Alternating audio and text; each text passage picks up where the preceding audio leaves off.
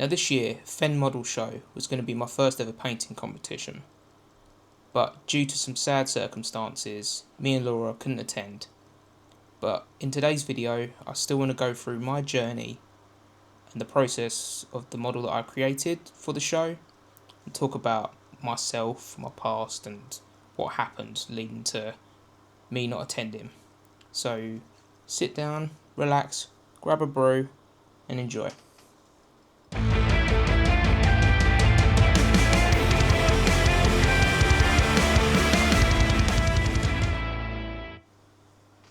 Now, right off the bat, I want to say I'm sorry if you can hear the fan in the background, because it is very hot in the UK at the moment, and without it I would melt. So I am sorry. Like, for today's video, it's just one of those things. I'm very sorry, and I hope everyone's staying cool as well. Now, Fen Model Show. So it's been a little over a week now since the show, and I have been planning to go to this since about October last year.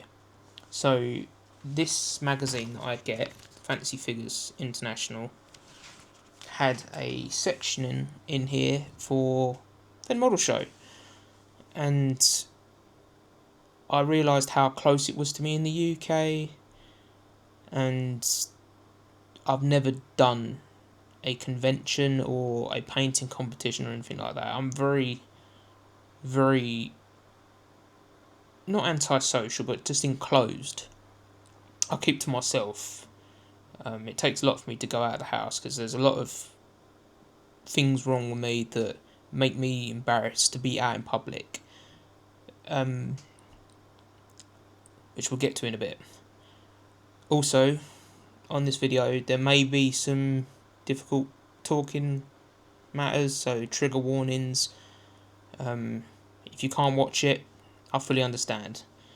It'll be like talk of loss and loved ones and stuff like that, so I apologise in advance. So yeah, I saw this magazine and decided I was going to give it a go for this show, because it's an open system. I could paint what I want, and I'm being scored against myself. So since November, I hatched a plan to start the diorama that you're going to see throughout this video, and I'm just going to put in all the photos and videos I took of the process that I tried my best to document over the back of this. So yeah, I started the process, went through it all, and on the last hurdle leading up to the show, my partner Laura, her nan passed away suddenly, and the funeral landed right on the weekend of Fen. So we had to unfortunately cancel that and go to the funeral. But I wanted to still talk about it. You know, this was my first serious attempt at pushing myself for a competition, and I wanted to go through it with everyone. So yeah, this diorama. First of all, I'm very, very proud of what I managed to achieve with this diorama.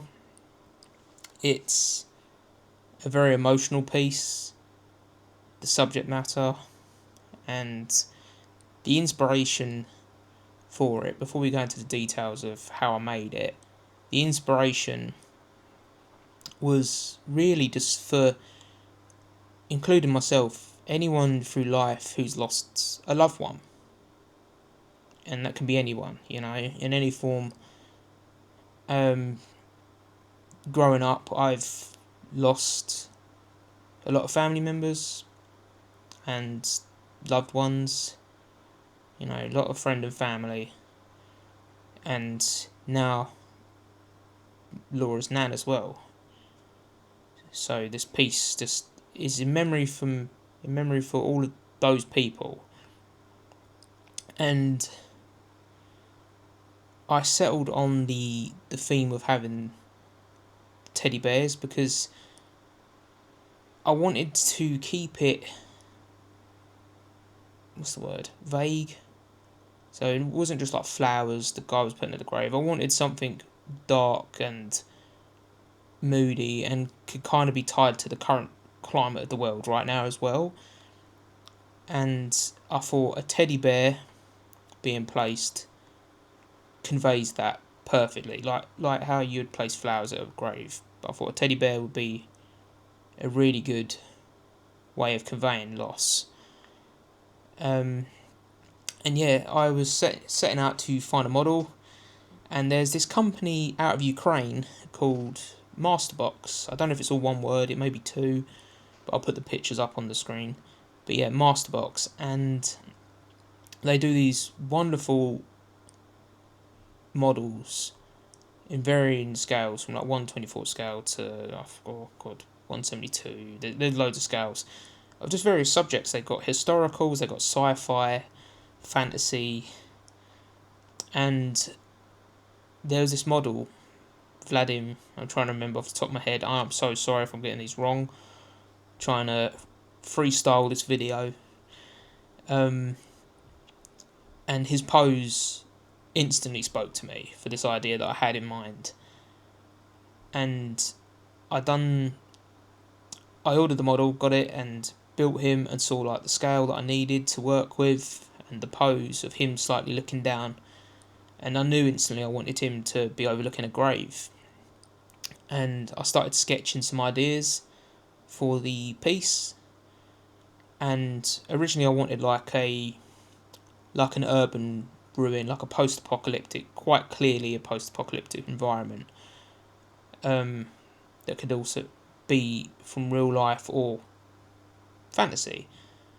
But the ideas I was coming up with were a bit too, what's the word? Busy is the only word to describe them. So I settled for a bit more simple. Just wanted to have him in a snowy glade or like a snowy forest environment overlooking the grave marker. And I'm glad I did, because it makes you focus on the piece at the end.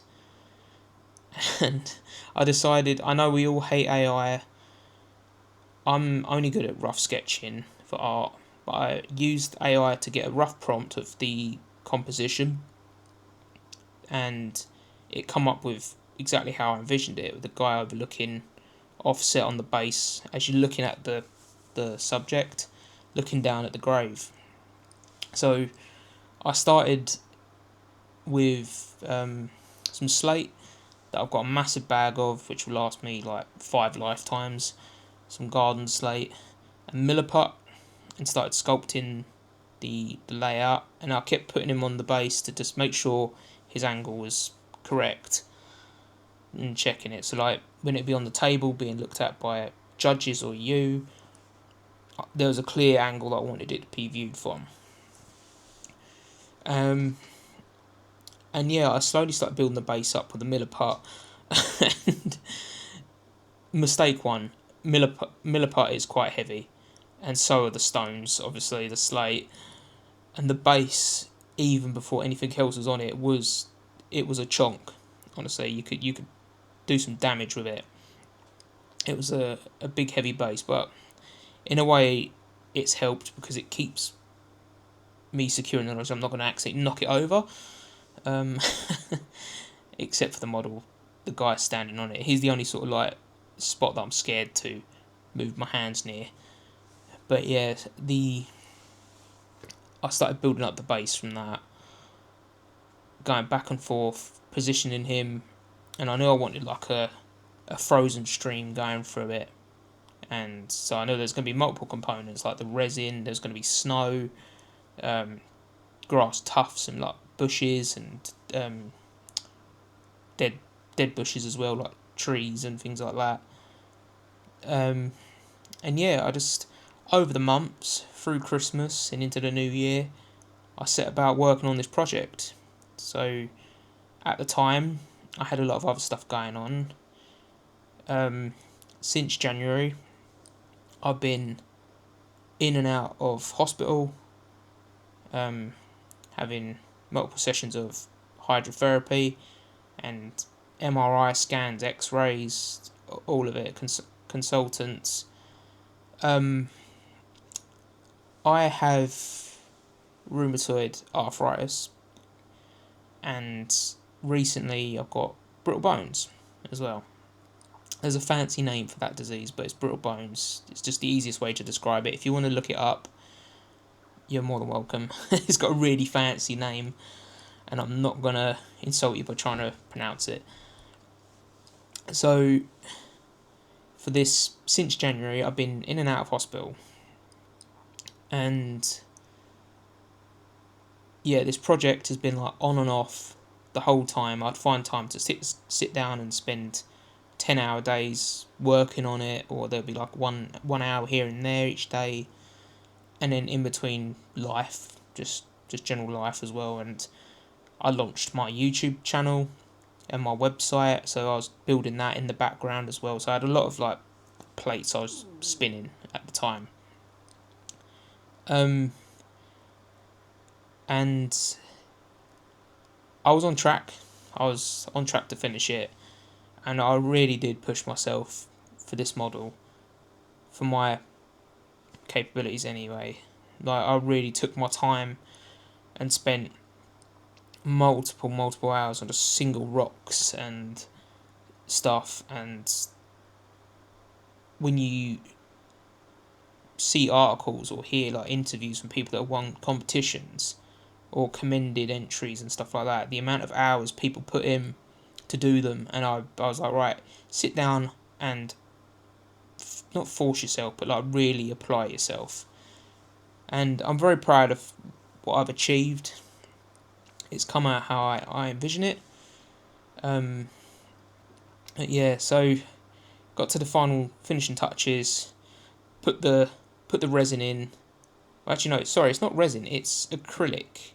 It's water-based acrylic, the AK Interactive, which was really fun to use because you can just use it straight out of the bottle, and it's about 3 or 4 layers in the river, because as it dries it constricts, but it's really easy and fun to use. I really recommend it if you're scared of doing resin pours or anything like that for water effects. Give this a go. Just shallow pours, that's what I'd recommend. And yeah, I made the cross, offset it, and painted him up. And now I think I've got loads of photos. He went through multiple stages for his outfit. I was heavily inspired by the game Stalker, or Escape from Tarkov, or even Metro for his outfit. So like a real dirty leather jacket and combat trousers, and you know what my brain sees when I think apocalyptic, or like a war zone or something like that. I deliberately didn't put any flags or any iconography on him to keep it vague. I didn't want any like arguments starting. So it's up to the person to interpret it how they want to. Now, yeah, once I knew where he was going to be placed finally, I started putting all the snow down, like all the tufts, and the snow on the tufts and on the rocks. Now this was very fun, this bit. It was very fun looking at loads of reference images of winter forests and watching those videos of people walking through forests with like a camera to like help you relax. And there's a great channel, Nomadic Ambience, which is if you like that sort of thing, I highly recommend it. And yeah, just getting reference photos to how to place the snow and how it would look as a fresh, sudden jump cut. Sorry about that, folks. My camera decided to overheat and stop recording, so that's fun. This UK summer's drive me up the wall. Now, yeah, so the snow. I thought at first I may have overdone the amount of snow that I put on the base, but I wanted to stick to my guns with the amount of snow, because when you look at like reference photos of like snowy forests, or like a field with like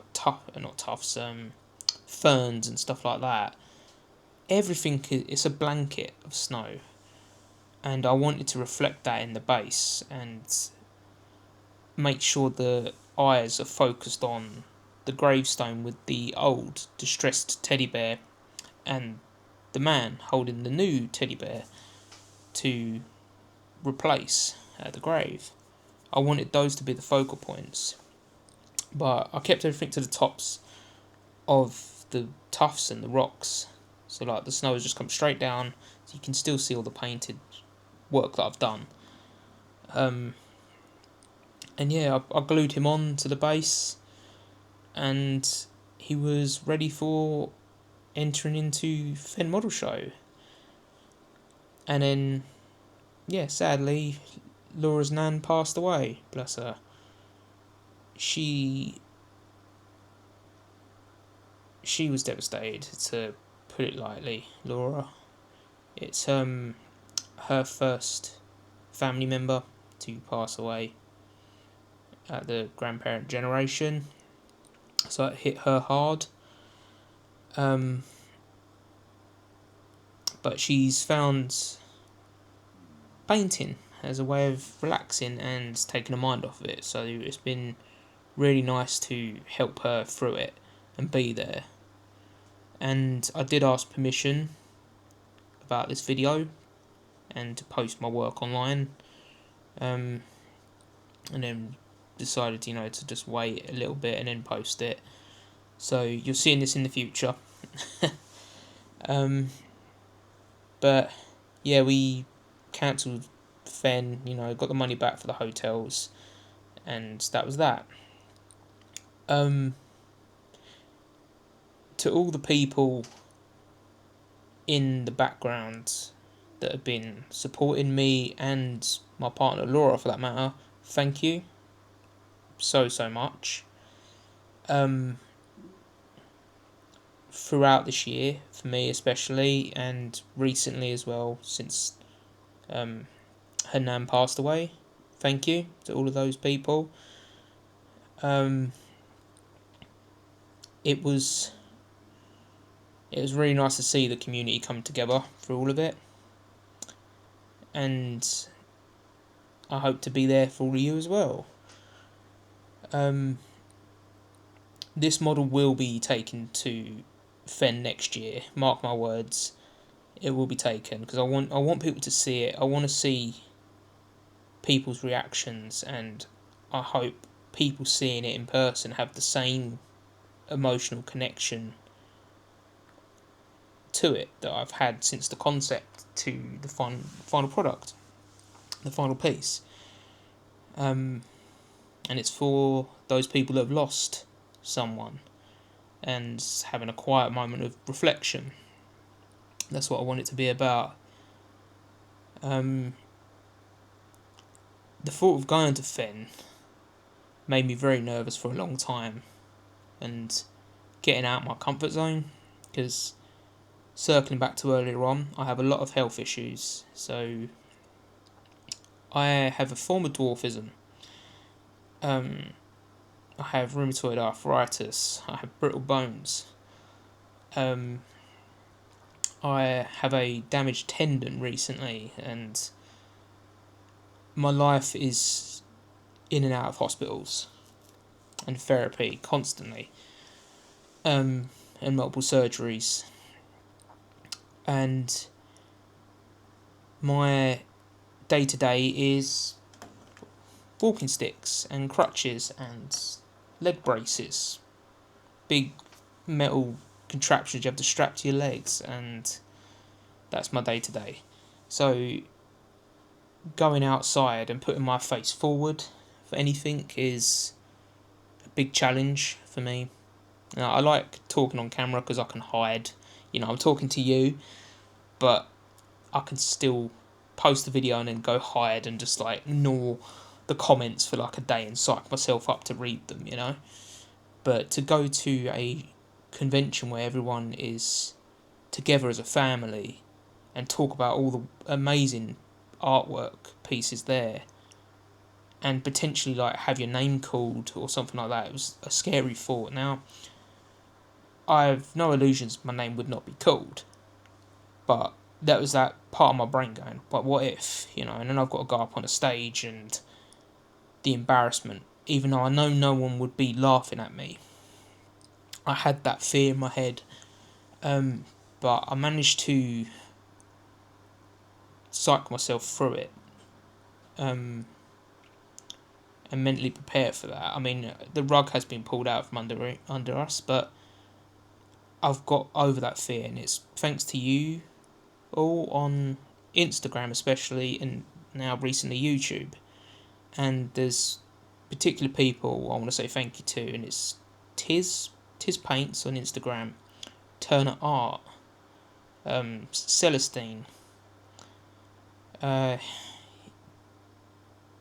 Tiz especially, because she was the person that I knew was going to the show, and even though we've only talked online, she reassured me that we're all a family and it'll be fine. So to all of you, thank you, and to everyone else, thank you as well. There's so many names, and I'm so sorry if I forget them. But yeah, that's it really. So hopefully me waffling, all the photos I've been going through in the videos of me working on this model, and to close it out, show off the final piece. So I hope you enjoy it.